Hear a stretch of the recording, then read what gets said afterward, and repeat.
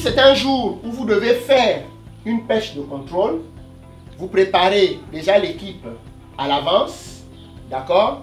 Vous préparez le matériel à l'avance et vous vous rendez sur le lieu.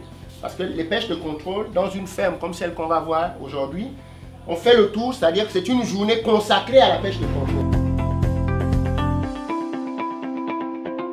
La station comprend donc 19 étangs et 10 bacs hors sol. Nous avons donc 4 étangs de reproduction, 8 étangs de grossissement. Le fond est complètement bétonné. Nous avons 3 étangs de stockage, 4 étangs de pré-grossissement. Nous avons 10 bacs hors sol qui sont nos bacs de stabulation.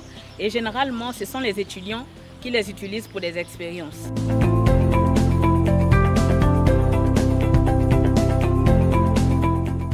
C'est un mélange à sec parce qu'il a humidifié, parce que tout simplement le mélange va passer au granuleur.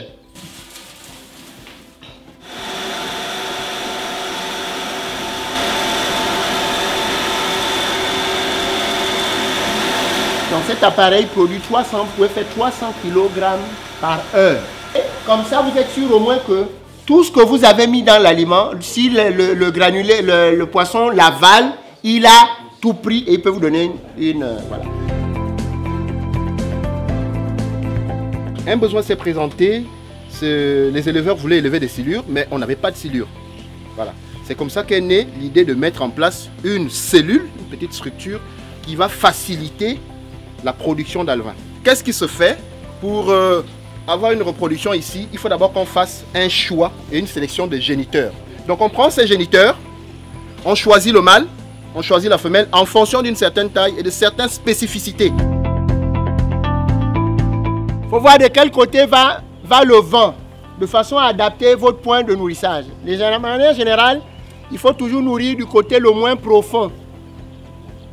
Cet atelier nous a permis effectivement de renforcer nos capacités en matière de gestion d'une ferme piscicole et surtout de pouvoir comprendre quelques rudiments essentiels en matière de pisciculture. Bon, nous nous sommes rendus compte qu'il y a des choses que nous ne faisons pas bien.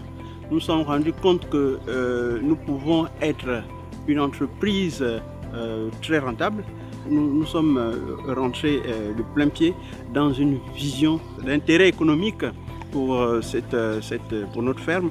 Nous allons mettre en pratique tout ce qui nous a été dit pendant ces 2 jours plus la journée d'aujourd'hui. Et nous sommes résolument lancés. Nous voulons être effectivement une ferme qui produit et qui gagne de l'argent. Il faut se former, il faut se former, parce que comme on dit, on ne devient pas agriculteur du jour au lendemain.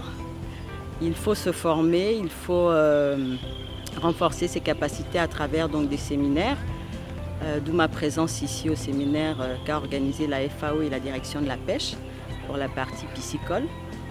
La formation a été vraiment très enrichissante. Très enrichissante dans la mesure où on est rentré en profondeur sur la partie gestion, sur la partie pratique. Aujourd'hui, nous sommes à la direction de la pêche où on est sur la partie pratique. On mélange l'eau et les poissons, on ressort, je vous dis bye bye.